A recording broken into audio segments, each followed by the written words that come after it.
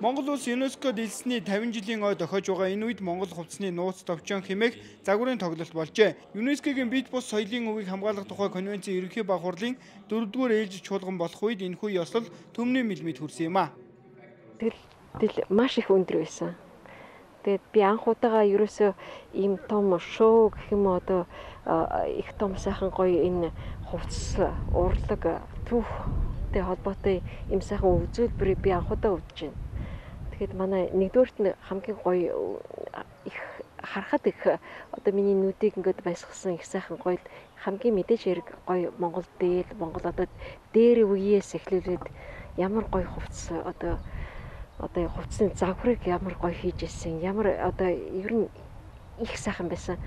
Монгол Костюмс компани нь загварын шоугоо бит бус соёлын өвийг бүртгэх эрхмүүд хуралдах үед зохион байгуулсан ач холбогдлын хувьд өндөр байжээ.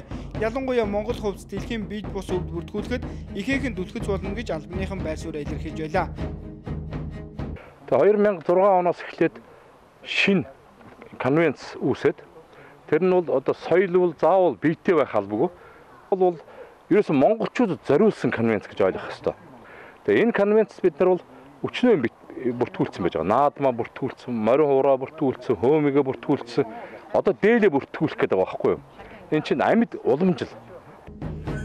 Монгол Костюмс түүн гайхамшигт Монгол хувцас алдаршуулахад олон ажлыг хийдэг юм. Үүний нэг нь энэхүү ёслол байлаа. Монгол хувцсны ариун түүх, гайхамшиг зэргийг залуу үедээ өвлүүлэх, үн төвийг түгээн дэлгэрүүлэхэд онцгой анхаарах ёстой.